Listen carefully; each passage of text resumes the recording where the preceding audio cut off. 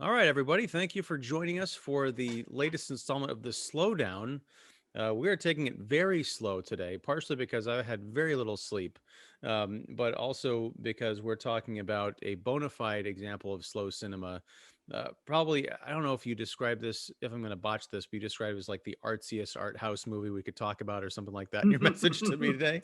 Yeah. Uh, it's 2012's Outtakes from the Life of a Happy Man, directed by Jonas Mekas, who you've dropped Makas's name into conversation since I've known you, and yet this is Mhm. the first Makas movie that I've seen and that we're discussing. So, Sujewa, welcome first of all, and we'll talk about what you're up to in just a second. But I'm curious. Tell me, how did you become familiar with Jonas Mekas, and what is it about his work that really connects with you? I think I heard about. Oh, thanks for having the show on live from Chicago and New York on a Woohoo! Sunday night. Yeah, we'll move slow. I'm tired and you're sleepy, so. But this movie is an easy one to talk about. It's a trouble-free movie for a troubled time, so we can That talk that about it. that should have been the tagline for this thing, for that movie. And happy in the old-timey sense of the world, in the sense of the world and the word. Um, Yeah, I first heard about Mekas, I think maybe film school, maybe after, probably the 2000s. But when I moved to New York in 2008, I showed one of my movies at Anthology Film Archives in 2009. And that's a movie theater that was started by him. Oh, And then I read up more on him. Wait, yeah, by 2008, I knew about him. I had heard about him earlier, and I actually met him in at Anthology somewhere around that time. Just said hello at the movie theater. I mean, we didn't really have any deep conversations, and yeah, he is probably maybe every film student should watch one of his movies as one of the first things they do in film school is the complete opposite of Hollywood movies. Wouldn't you agree? um, yes, and I can't really talk about the movie I'm about to reference in depth, but last night I watched Zack Snyder's Army of the Dead, Mm. which is about as commercial and for me painful an experience as you can have. So Mhm. watching this movie today felt very, and it's an hour long. It's an hour and 8 minutes.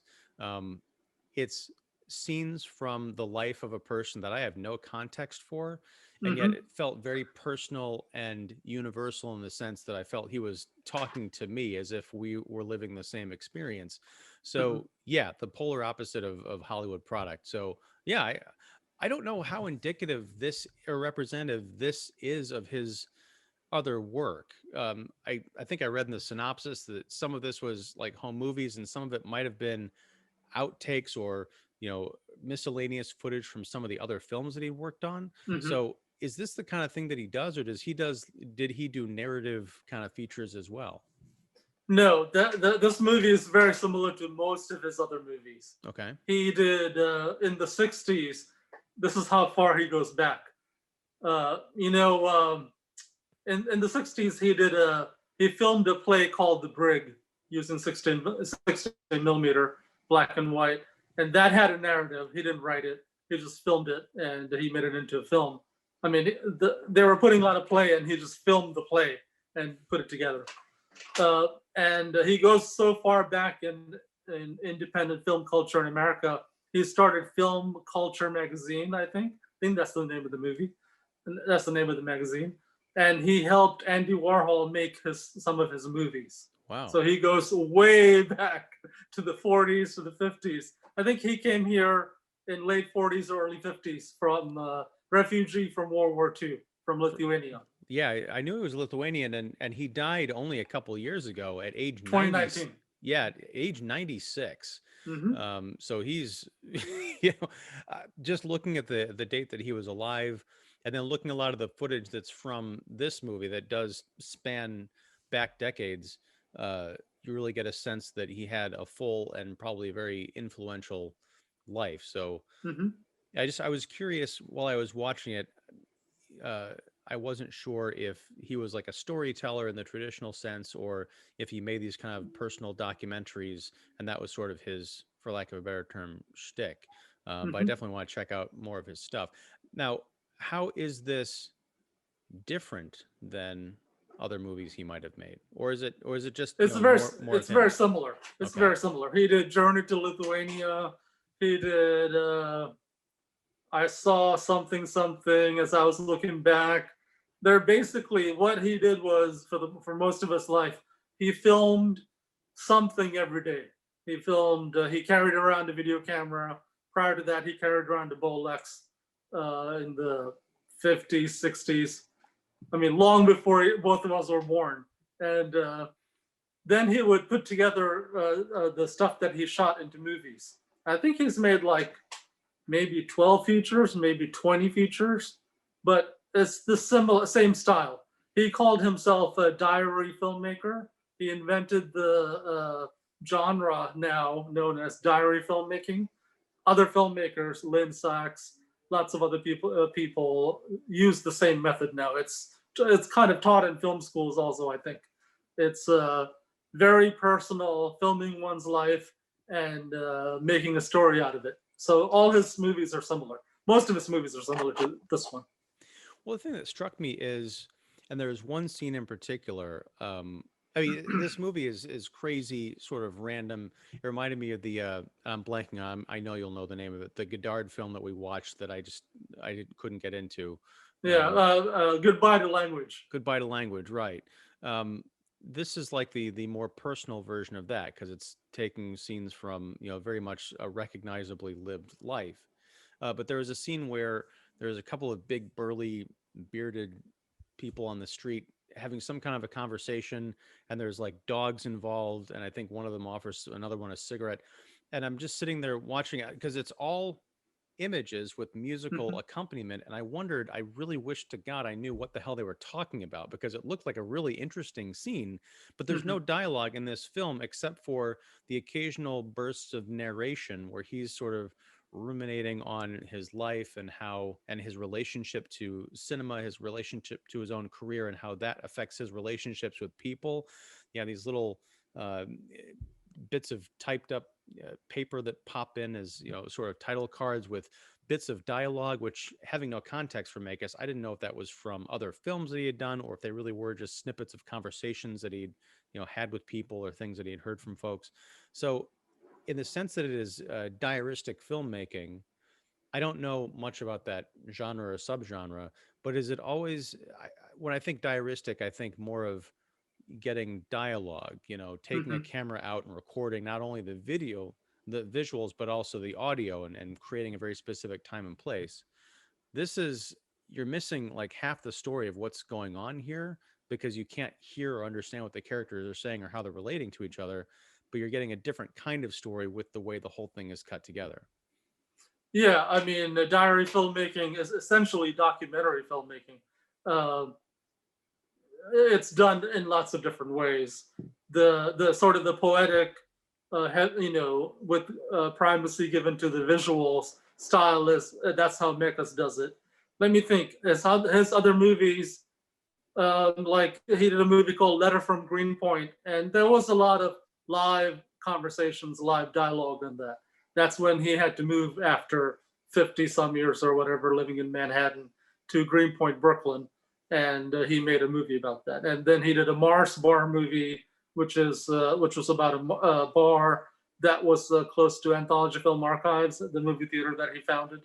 And there's live dialogue in that. So no, not all his movies are like this. Okay. Some of them have live dialogue. And that makes me even more curious because as much as I really enjoyed this, I think it'd be cool to see some of the in moment context of those conversations. Fun fact: we were going to talk about another Make Us movie Hmm. before it got. I don't know what happened to it because when we were talking about it, it Oh, was available got it. on streaming. It was it notes about from an American filmmaker.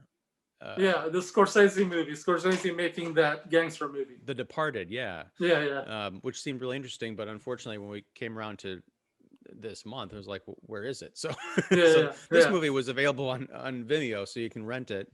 Um, Right. And that movie actually is, I think, would be hard for a lot of people. The Notes on an American Filmmaker at Work. It's, I mean, filmmaking is tedious, boring, and slow. And that movie just shows them going about making a movie. And it's very slow, but it's interesting for film people. I like it because I'm a filmmaker, but I don't know how much a regular audience would like it. And I wasn't even sure if you would like this movie, but apparently you do. I do. And I really want to see the Scorsese thing because as much as because I know it's not just Scorsese talking about making movies. It's, from what I understand, it's the actual filming of it and finding Right. locations and stuff. And like, I guess Matt Damon and the other like members of the cast show up in it. That Hmm. stuff is fascinating to me. There was a documentary. It was one of the earlier docu series that was on HBO back in the late '90s called Project Greenlight. It was like a Yeah, I reality recall that. show, right? Hmm. I've got the series on DVD, and I occasionally reference it just because it talks about the process of making a movie from, this contest kind of game show group of contestants, like pitching to actually getting Hmm. greenlit to making the film. Hmm. And as much of a reality TV style gloss they put on it, it's still fascinating to watch. And you see all the decisions that have to be made, and you find out what a line producer does and all that. So that I would not be bored by that. It's funny You would that like it, I think. yeah, that film and this film had the same runtime, an hour and 8 minutes. Is that like a Mekas staple, or is that just coincidence for those two films? Well, in documentary features, 1 hour is considered a feature length runtime. So, documentarians try to make it 1 hour if it's not a short for the programming purposes. That might be it. That might be the reason why it's a little over an hour. Once you have an hour, that's a feature length documentary. What Yeah. was I going to say? Making movies is slow cinema. It's so that movie by Mekas, which documents making The Departed partially, that's definitely a slow cinema movie of a different kind. It's not the poetic international art house style, but it's things happening very slow as they make a movie. Yeah. Um, it's very strange watching this film because I watched it this afternoon after getting, as I mentioned, 3 hours of sleep.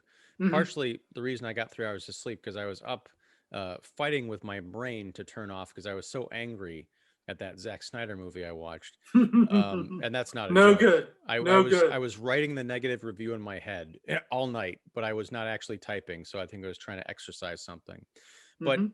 I was very sleepy watching this film, and it reminded me of like a body scan meditation that I do just about every day, where just listen to this voice talking about like, okay, relax the top of your head and the side of your Hmm. face and all that stuff to kind of do his own. And they say at the beginning of it, if your mind starts to wander during the practice, just come back, whenever you snap to, essentially. And watching this film because it's so dreamlike and so not connected in terms of narration or Hmm. not committed to time or place really. I found myself thinking about moments in my own life.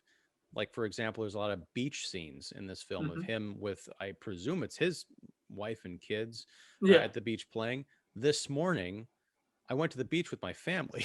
And so I'm Nice. watching these beach scenes with this lovely music. Some of it's like kind of orchestral choir, some of it's like these weird monk chants going Hmm. on. And it just kind of put me into this mode where I'm like watching this guy's family and then thinking back to my own. And before I know it, I haven't nodded off, but I've kind of like gone off into my own film. I have to pop back to this, but I didn't rewind to see what I'd missed because I felt like I just had to get back into the stream of Makas's consciousness and follow it out to the end. I thought that Hmm. was a very beautiful and this is going to sound so pretentious, but like a transcendental experience. Yeah, It's not pretentious. yeah. Also, pretension is fine in art. It's not great in accounting, or it's not great in bank finances, but in art, it's to be expected. So like what was your where when did you see this in terms of your experience of watching Makas's films? Had you seen a lot of his work before this? Was this early on in your viewing? And how did you react to outtakes specifically? I think I watched the full outtakes movie maybe a couple of years ago. I thought it was good, but like you said, because it doesn't have a narrative, I stopped. Whenever I got tired of watching it, then I would pick it back up a couple of days later. So I think the first time I watched it, maybe I watched it over a number of days. Maybe when I was recently when I was writing the script for Slow Romance, I would watch a little bit of that movie, then I would shut it off. I'm like, okay, I'm bored enough now. I can focus on my project. Then when I need to get back into writing in the later on, I would watch that, or I would watch Amir's Man movie a little bit, 5-10 minutes. Then I would get into it. So I saw outtakes in like maybe 3 or 4 different sittings the first time I saw it, and also recently a couple of years ago. But even more recently, I watched it in a couple of sittings. So you've seen it in pieces about 3 times now. Yeah, yeah. Have you picked up on any, because we're talking about it as sort of being this stream of consciousness not connected to a narrative. Is Mm-hmm. that really the case? Because the whole time I'm watching it, I was thinking there's something here. Maybe if I knew more about his personal life or who these people were, I'd Mm-hmm. catch some significance, or maybe I'd pick up on a thread that was the beginning of the film that is sort of at the end. I mean, they begin and end in the same fashion with the Mm-hmm. him cranking up the projector and starting the film, and at the end there's a nice bit of poetry where he keeps cranking until the film runs out and it just kind of stops and dangles, which is sort of a nice metaphor for a life well lived. But Mm-hmm. is there anything in here that you have found that sort of makes sense from a traditional, like, hooking into a story perspective, or is it all just his stream of consciousness? I think this is the reason I said this is one of the artiest of art movies is if you think of fine art, which starts with the drawings and paintings, uh, I think this is more similar to that. You're seeing images essentially from a person's life. I mean, it's not our life, so why is it relevant to us? I think that's because the poetic way it's shot and edited, and the way it's presented, they're just interesting images, and then it triggers thoughts about like I see a lot of images of New York in the 50s, 60s, 70s, 80s, 90s. I don't know what eras exactly, but from the past. So that makes me, my head goes thinking about those eras, how New York has changed or not changed. Also, in the movie, there's a shot of a young lady walking. I mean, that's like 50, half the shots, I guess. But Yeah, uh, narrow it down for me. yeah, one of those young ladies that you see in the movie is Amy Taubin, the film critic. Okay, yeah. Yeah, I'll send you the link. I think the trailer has I think she's in the trailer for the movie. Okay, And I know the so name. I just don't know I don't think I knew what she looked like.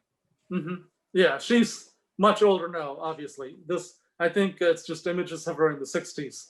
And I'll send you a review that she wrote where she talks about participating in that movie. So no, I don't think there's a great or even a minor narrative. He groups them by, sometimes by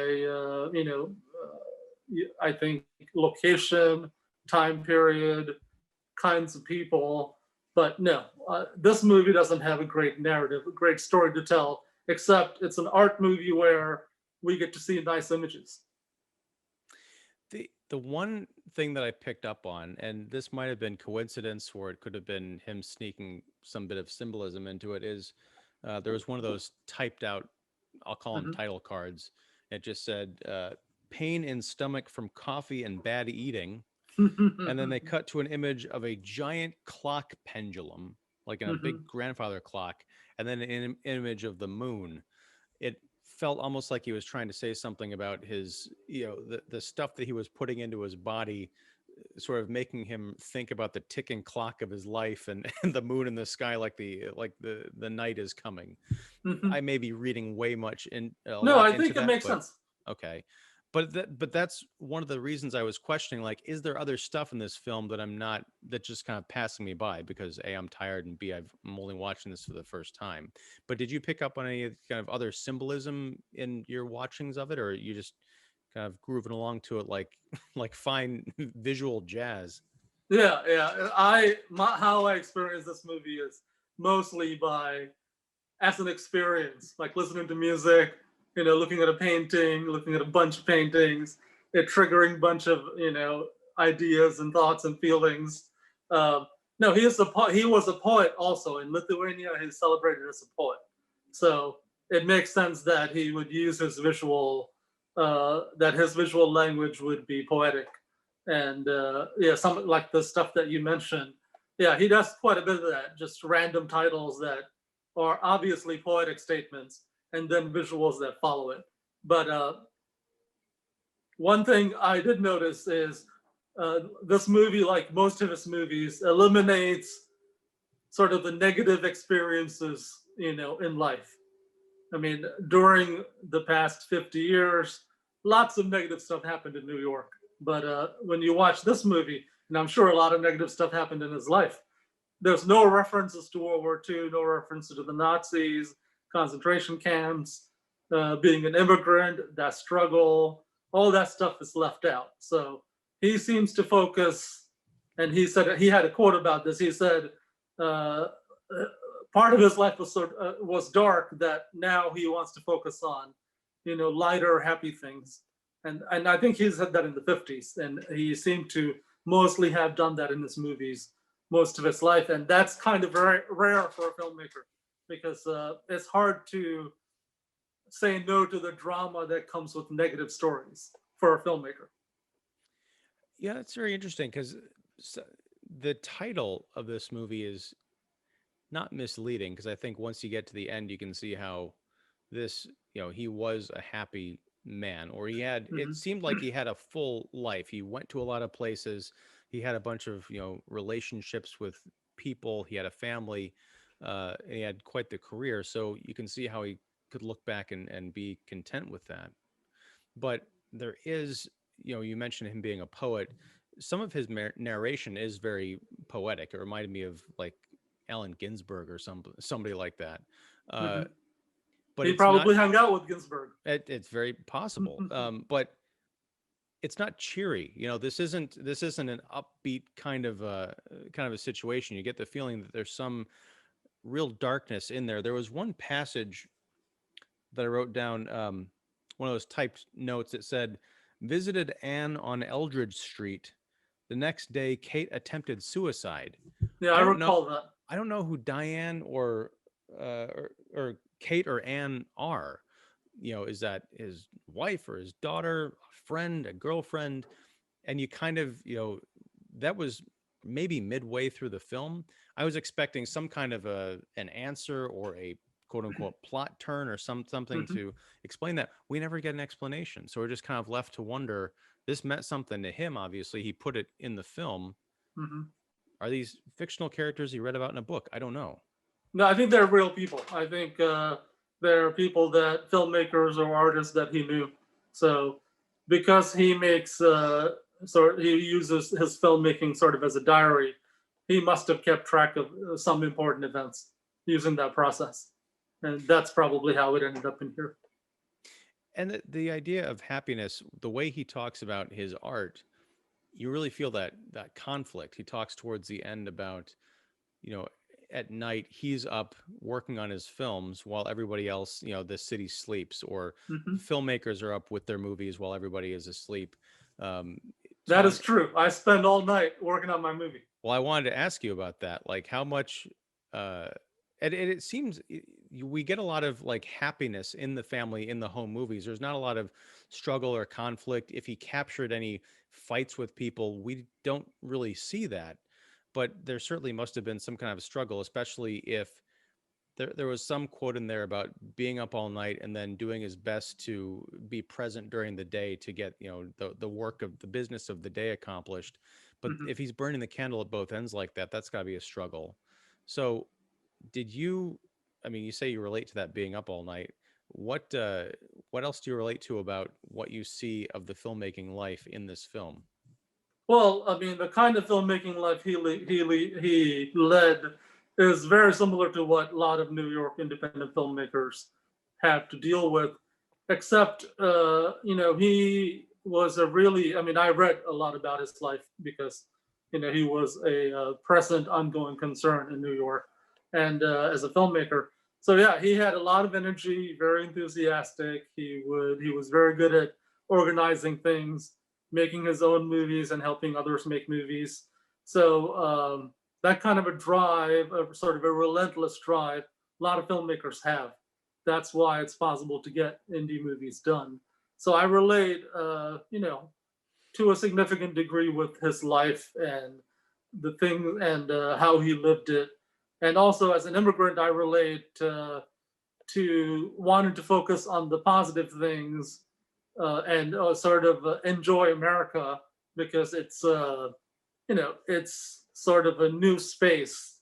It's not the past. It's not the old world. And relatively, things are pretty amazing and good and solid and safe in America. Yeah. Notwithstanding the gun issue and lots some of the other problems. So I think that's why it's possible for immigrants to be maybe a little bit happier than native born people in America. Because if you're born here, where are you going to go, right? There's really nowhere else to go that might be better. Right, and also not necessarily the impetus to go and seek those places out, aside Right, from turning on television. right. Um, that has always been sort of a point of contention with me. I mean, I've traveled in a very limited capacity, but I do follow world politics. And like, Hmm. yeah, we've got our problems, but I don't know very many people who would honestly trade places with folks in a lot of Hmm. Hmm. situations. Um, but yeah, there's something very, I guess, special about this movie, and it goes back to this idea of being able to watch someone who I've never met and has had a completely different life experience from me and really hook into their experience. It makes me wonder, even though there's so many different types of people and there's so many different people by sheer numbers walking the planet, is he getting at the idea that there is some kind of a universal human experience? I think so. I mean, it's obvious. And what I've always said, what has been shown through cinema with the movies is, the movies work in every country. That's because there's a significant amount of, I mean, some countries need translation, need, subtitles or dubbing. But, even growing up as a kid in Sri Lanka, I was watching Star Trek on our TV back in Sri Lanka. And, I was able to follow it. It made sense. It wasn't like watching abstract dancing and going, what is this? So there's a great universality among humans. I think more similarities than differences. So film proves it, and obviously, I think Mekas, the reason that his movie works for you is one, he's a skilled filmmaker. This kind of filmmaking anyone can make, but not do well, and he's done it well. And two, because his experience being a human on Earth in America, having a family, living through life, trying to make art. There are some universal things about it that you can connect with. you know the idea of making this movie and shooting something every day, it's not a foreign concept today because everyone's got these phones Right. and everyone's a reality star and aspiring YouTuber. you know Hmm. I'll raise my hand there. uh but to think about, and maybe you can speak to this because I'm technologically illiterate. um when he's out there filming people on the street in like the 50s and 60s and the 70s, what would he have been bringing around? I imagine either some giant hunk of a thing or even just like a little something he's holding up, but it's got to be a weird experience. In fact, there's one lady I saw who's kind of walking down the street and she passes by him, kind of gives him this weird look. Because I Hmm. imagine, especially back then, it's not something you see every day. Like, why is this person recording me with a camera? Hmm. Yeah, um, most likely. Go ahead, finish your question. oh no, I was just wondering, like, what would that have looked like because for us watching this in 2021, it's like, oh yeah, it's just, it's footage from people doing all sorts of stuff in everyday life. But when he started doing this, that was must have been a completely alien thing, I imagine. Yeah, at first he used a Bolex camera. They're still used in film school, I think. I mean, we used it in film school in Columbia College Chicago. It's about this big. It's about this big, and that's why it has a wind up thing. Hmm. Some of them might have mortars, and yeah, that's what he used back in the day at first. And then he shot on 16 millimeter color. Then he shot on 8 millimeter. Then I think in the 90s he switched to video. 90s or 2000, early 2000s, he switched to like a Sony, SD video, and then he must have gotten an HD camera much later. So small cameras all his life. Well, because well, I guess yeah. In this movie, one of the cool things is we got to see him actually editing film Yeah, in his 16 apartment or millimeter. whatever. Yeah. Um, so I guess even if at the time he was doing this movie, he was still cutting together, older footage, so he wouldn't have been Hmm. working, digitally as far as what we'd seen. Question: He was he had the film and he was cutting it, but he was also applying some kind of a like a little dropper with a brush. What was he doing with that? Yeah, I was curious about that. yeah. About the format, now that I think about this movie, looks like it was all either 16 millimeter or 8 millimeter, and probably mostly 16 millimeter. That thing that he was doing, once you make a cut, you have to put some cement and seal the cut. Oh, okay. So that's how you connect the two pieces. You use tape temporarily, but for the once the work is done, you use cement to seal it. There was a little bit of Cement. Wow. cement glue type thing that we had to use back in the old days. Because I was trying to figure out, because the first time we see it, we don't see what he's doing at all, but we see him use it later. It almost looked like he was applying it to the editing equipment itself. Hmm. But No, yeah. it's between two pieces. Hmm. It's Okay. the joint that once you do the rough cut, you get it correct using tape, and then you add cement to make it final. And As I recall, I haven't okay. used 16 millimeter since 1992. So, Well, the other thing, we don't have to get completely into it, but one of the really impressive bits here is it's not just choppily edited, random scenes pasted together.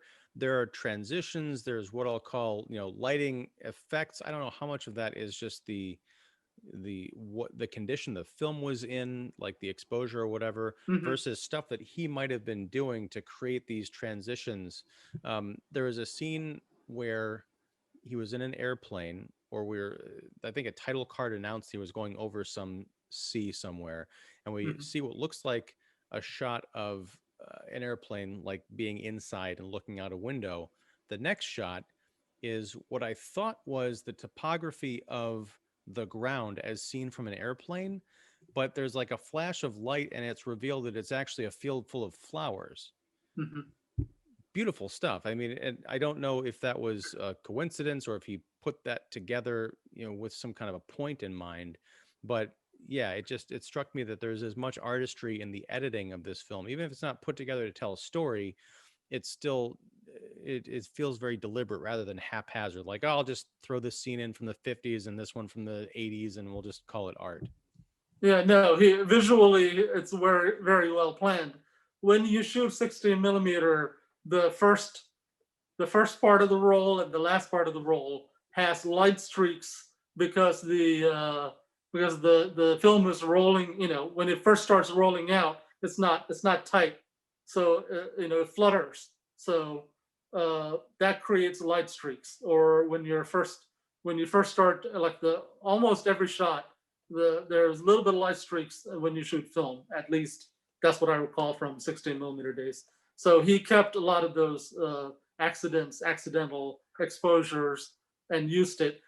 Like Gus Van Sant does it. A bunch of other people who use 8 millimeter, 16 millimeter do it from time to time as an interesting visual effect. Most likely, this film was edited completely on 16 millimeter, and then he just transferred it to video I don't think he did any video effects. So, and I'd have to go back and watch the film again, but so anytime we see that those kind of like light flashes, that's to indicate, or it does indicate that that was the beginning of, a scene or whatever he was shooting. Is it Hmm. possible to take that part of the film strip and like maybe splice it in Yeah, somewhere else so that you can yeah, create that effect in the middle of another scene? yeah. You could do that. Okay. Yeah, you could just cut that piece, put it in the middle. Then if it's only just a few frames, you would mostly register just the flash. Then you can cut to something else. Because there might actually be something under that flash of the scene that you're going into. So you'd have to catch it at a very particular time, right? Yeah, Okay. yeah. Yeah. Or Yeah. you could just cut at the while the light streaks are happening, and then hold the rest of the hold that piece until the camera settles down and you can see exactly what's happening. See, this is fascinating. You're saying that Analog filmmaking. right, but you're saying film students should watch this movie for, reasons other than what we're talking about. I think just to get a sense of how movies were made and can still be made is fascinating. It's not all just, loading footage up into Premiere and and moving a little. Add some effects. Yeah, Yeah. a lot of these effects come from the 16 millimeter, 35 millimeter filmmaking world. Things that have become filters now. Back in the day, were actual techniques. Light flashes, light streaks, mistakes, lighting mistakes. All that stuff has become effects. And that's the weird thing because I would imagine that as someone who wanted to make movies back in the day and perhaps had an idea of wanting to capture the world and all of its bright, beautiful 4D glory, being limited by a technology that could only represent so much, and then to have these accidents of nature and the way that light Hmm. reacts to things. Oh, I've got these streaks all over my film.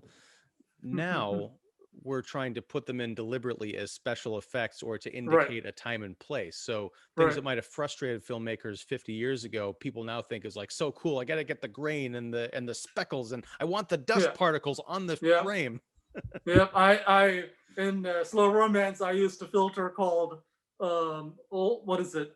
Old film footage for one of the segments that has streaks, sort of green grayish, old looking film look for one of the segments, and then I added film grain like you see in 16 millimeter in Jonas Mekas movie throughout the movie, just to move it a few steps away from video, because film grain kind of gives sort of an organic feel, sort of a slowed down, natural feel, I think, to movies, especially for those of us who grew up watching film grain. Yeah, that's one of the disappointing things about. I'm gonna be watching Aliens tomorrow night, Mm-hmm. for a podcast, and I've got the Blu-ray, which is great, but it watching that particular presentation, I remember as a kid watching like when the Marines go into the alien nest, it's all very grainy. But now on the Blu-ray, it's so high def and so polished, it looks like behind the scenes video of them shooting the actual scene. It just takes a lot of that suspense and horror and what's around the corner out of it. So yeah, I'm Yeah, definitely they a fan of cleaned the it grain. up. They cleaned it up. Yeah. Yeah, I saw a cleaned up version of My Dinner with Andre where they suppressed the grain as much as possible. Not as interesting. Oh, is that like the Criterion version or something? No, it's something I saw on YouTube, but I think Criterion has probably one of the best transfers. Okay. Um, yeah, I still have to pick that up. But anyway, well, so any closing thoughts? Because I want to talk about what you've been up to Hmm. with slow romance. But any closing thoughts on outtakes from the life of a happy man? It's a good title. All filmmakers and all critics and maybe all audiences should watch Jonas Mekas movies.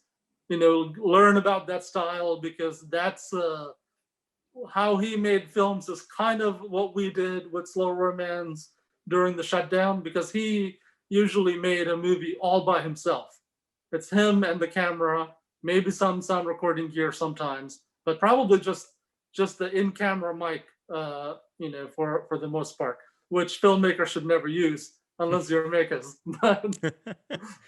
But yeah, this is a way to make movies, and you can do narrative, you could do you could do sci-fi, you could do whatever. But it's a way of making movies that works, that can be done on a low budget to no budget, can be done anywhere on the planet, and your iPhone has probably has better tech than any of the cameras that Mekas used in the past. So you know, this is an example where if you want to make movies, you can make movies. You can get good at it through practice. You may not make it to Hollywood, but you can, you know, leave a body of work behind wherever you live. So in that sense, Mekas is a great example of real indie filmmaking. And what would you say, aside from this movie, what would you point to people as a primer on Makis? Like what, like one movie that you should say, okay, here's what this guy is all about. I like this one as a good starting point, but then you know do some googling, and like the movie about Scorsese is a different kind. It focuses on that. Journey to Lithuania focuses on Lithuania, and there I think he might have a movie called Sleepless Nights. Yeah, go to Vimeo and Google Jonas Mekas. A lot of his movies are available to rent on Vimeo, and Yeah. some clips on Vimeo. Yeah, I'll leave a link to the Vimeo page that I found this on. I think you hooked me up on Twitter, with Yeah. a link to it. I'll include that in the description below. So, Yeah, all right. there's a company called Revoir or something from France that carries a lot of his movies. Also, support Anthology Film Archives. They preserve the 16 millimeter prints, and they're fundraising to do more. And they've been up and running since the 80s, I believe. And a very good resource for indie filmmakers and historians in New York City.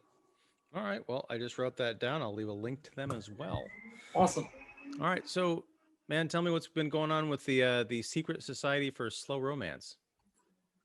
Picture is cut. I'm working on improving sound, color. I think I have the final look down. I posted some images a couple of nights ago, looking good. Less green, less grain, and music I'm working on. And I've since last month I've gone back and changed some picture stuff. Yeah, so we're getting there. A couple of days, hopefully it'll be done, and then I can start submitting it to festivals and to Facets. I'll send you a link, and then we'll slowly start distribution work. And then for the next 2 years, I'll just be talking about happy stuff. The movie with the my character is the happiest man in North America. Maybe a little bit like whoever speaking in that title in the Jonas movie, on the Jonas Mekas movie. So just as Mekas focused on happy stuff, I'm going to be focusing on happy stuff for the next 2 years while I distribute Slow Romance. And tell me the tagline that I'm going to butcher it, but you know it. The new tagline you came up for it. New tagline is chill conversations, some romance, saving the world. How does that sound? Sounds excellent. So I want to ask you about, you said the new look, the new aesthetic has less green and less grain. Is that something that, did you get feedback on that, or did you go back and watch the movie and be like, this is too green, it's too grainy? Like, what was the decision there to go back and make those changes? It was me looking back at it and wasn't, I mean, until recently, I wasn't super satisfied with the look I was getting. I had in my mind sort of a look like a green, mostly green, 1960s, 70s, 16 millimeter type look. We may have seen something like that in the Mekas movie, but I wasn't quite able to get that on my editing program, Final Cut Pro 10. I'm sure if I spent, weeks on it, I could get it, but maybe not. But one look I had previously was I used a lot of green, I used a lot of grain and a lot of orange, and blue, green, orange, and a lot of grain. But then I went back, started with the original image, fixed the exposure, bumped up the saturation a little bit. Then I added a little bit of green, a little bit of orange, some grain, and now it looks like a mixture, like a midway point between video and film. So it feels more real. It doesn't feel like we're trying to do 1970s 16 millimeter. It feels good. And for watching a movie for 90 minutes, I think this will be better. Excellent. More comfortable experience for the modern viewer. So have you were there any other kind of changes like that that you discovered or that you were struggling with that you've kind of targeted, or is that the last like major change that you're thinking about? Is there anything else that's kind of bugging you? No, I think everything else visually is good. I'm just working on the sound. I wanted to create a rich soundscape, but kind of laid back, kind of like the sound and sound design in Mystery Train, because you feel like you're somewhere, but not much happening, but there's something happening. So I was walking around late at night last night in Brooklyn, and it was kind of quiet. So I think I'll go out, record some of that sound, and lay it under some of the scenes and see how that plays out. Interesting. And when you go out, what do you bring to record your sound? Like what's your setup?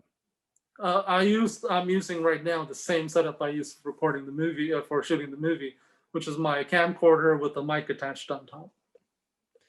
Get any weird looks from folks when you're out there doing that stuff? No, not that I noticed. I mean, some people look at it, but it's Brooklyn. There's a lot going on, and I'm not making a big fuss. I'm just carrying my little camera. Do you run into other filmmakers who are out kind of doing the same thing? Let me think. No, hardly ever. But I have run into other filmmakers filming here in Brooklyn. It happens. All right, man. Well, again, I can't wait to see it. And hopefully I won't have to wait too long, because it sounds like you're just about ready to round home base, if that's the correct baseball metaphor. I have no idea. Close enough. All right. Cool. Well, we're going to be back talking about another slow cinema film next month. I think I've got that on a list somewhere, but yeah, I'll check. Yeah.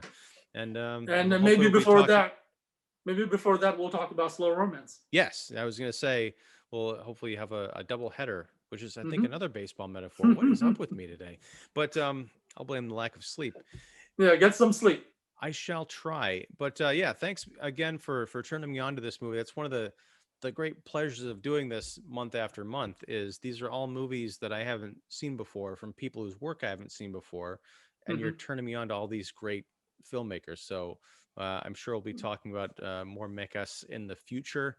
And yeah, maybe checking out. I got to find that Scorsese thing, because that sounds awesome. But until then, yeah, I'm sure someone has it. Yeah, just gotta. Find Yeah, out I'll try to send. I'll try to send the. If I see the link, I'll send it. I'll try to send Slow Romance this coming week, and then we'll set up a date to talk about it. But yeah, your fellow Chicago critics are going to be upset. You're getting into bizarre art movies from New York. You know what? They're just movies, okay? They transcend time, space, and location. And maybe we need to get more slow cinema going. We need a slow cinema scene here in Chicago. Is there a slow cinema scene? Is there a slow cinema scene in Chicago that you're aware of? Not that I'm aware of, but places like Facets, places like Chicago filmmakers, show and promote art house filmmaking, also Music Box, many other places. So yeah, not specifically slow cinema, but the international art house style is kind of slow cinema. So I don't know of any filmmakers who are doing that kind of work that are Chicago based, but there could be. And maybe you should look into it. Maybe I should. If anyone's out there who's watching this and you make slow cinema or indie art house films and you're in Chicago, leave a link in the comments, because I want to know about it. I don't want us to be the second city in terms of slow cinema anymore. There you go. I don't even know if we're the fourth or the fifth. Like, we got to get on the ball, Chi-Town. But anyway, thanks again, sir. We'll talk again next month. When a protest happens, take a sign out and say, "Make Chicago #1 for slow cinema." Yes, that's what you should be doing when a protest happens. No, you should do it. No, my protesting days are over. All right, sounds good. All right, take care, man. All right, good night. See ya.